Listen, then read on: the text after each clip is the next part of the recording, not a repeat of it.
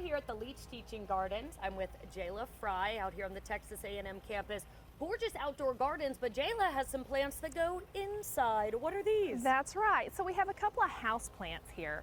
And a lot of times we take our house plants outside for the nice weather. Sure. And now it's time to start thinking about bringing them back in so that they don't get frozen by the winter.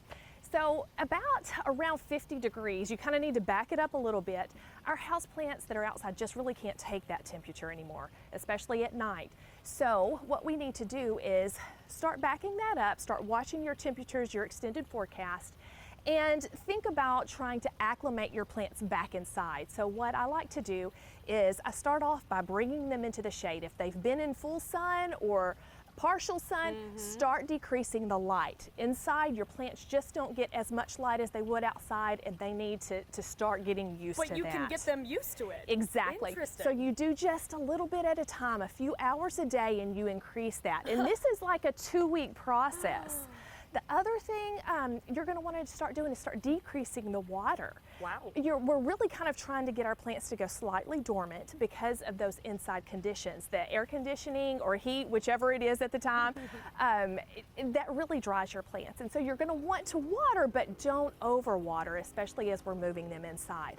Another thing you're going to want to do before you bring them in is check for bugs. You don't want those things inside. Sure, I do not.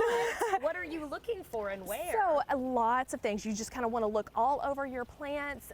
You're looking for mealy bugs, spider bites, things like that. Ooh. And sometimes the best things that you can do is just take a good spray of water and wash them off. Oh. And that will take care of a lot. Nice and non-toxic. Exactly. If you need to bump up a little bit to a spray, you can look at an Sure. insecticidal soap or a neem oil.